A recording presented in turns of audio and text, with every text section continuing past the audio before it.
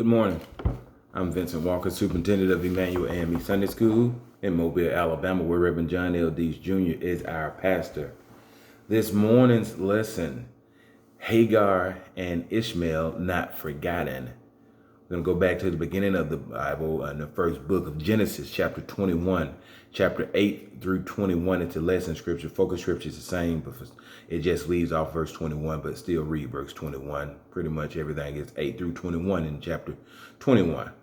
So, Hagar and Ishmael not forgotten. The storyline here is basically what it says. They were not forgotten.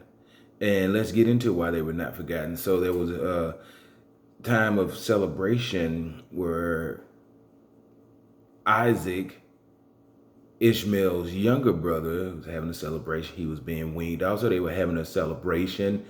Time after that celebration, or during that celebration time before, Sarah noticed that his older brother, Ishmael, was taunting him.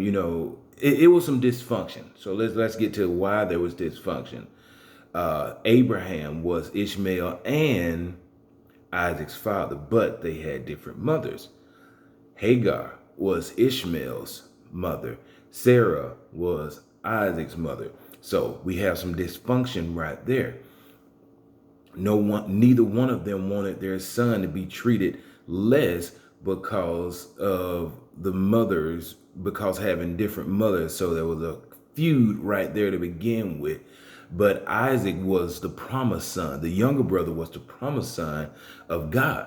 So Sarah, noticing that Ishmael was taunting her son and that the dysfunction, Ishmael was the oldest, so the oldest received the inheritance.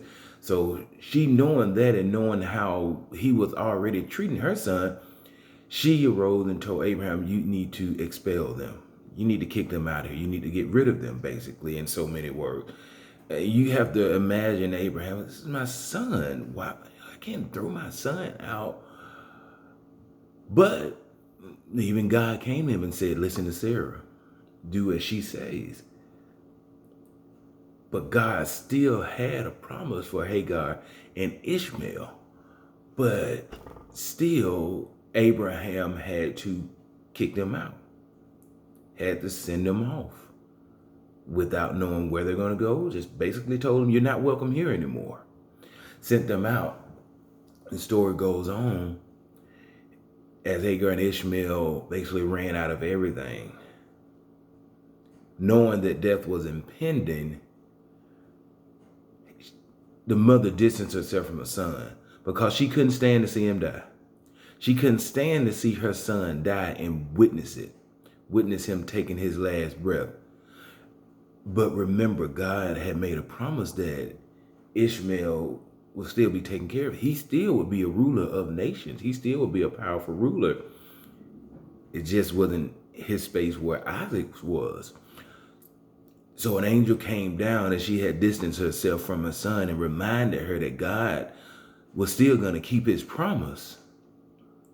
So she arose and a well appeared and she got water and they made the desert their home, and Ishmael became a great warrior and he would go on to be a ruler of nations.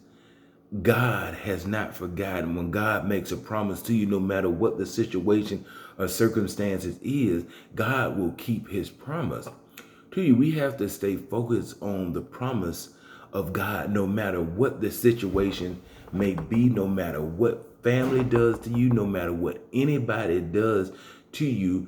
There's a promise from God to take care of you.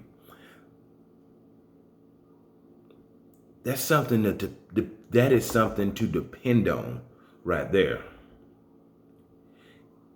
Giving up on life. Hagar had given up, but the angel came down to remind. And sometimes we just need a little reminder. We just need a little reminder that God has not forgotten about us. God has a promise for us.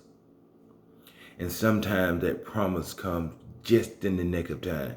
The old song that said, he's an on-time God. Yes, he is. He may not come when you want him, but he'll be there right on time. See, when Hagar and Ishmael wanted God to come was probably when Abraham was kicking them out. They said, we serve this God, why are you allowing it? They were probably thinking, why is this allowed to happen? It didn't come when they wanted him. But on the brink of death, when all hope was lost, when she had given up, when her and her son were both crying out, God was right on time. You may be in a circumstance. We have all probably been in circumstances. If you haven't, one's gonna come. It's not probably, one's gonna come to where you're, why, golly, God, why does that have to happen? Why? But you trust in him. You believe in him. And sometimes you're like, I just can't do it anymore. Not saying your faith in God, not saying you don't believe in God, no, just like, all right, we're just going to count this as a loss and this is just it. God will show up right then. It may not be all the way to the breaking point like, like Hagar and Ishmael, but God will be there right on time because he's promised it to us. Remember that there's a promise that God has for each and every one of us, and he won't disappoint. God bless you, my brothers and sisters. Have a great day.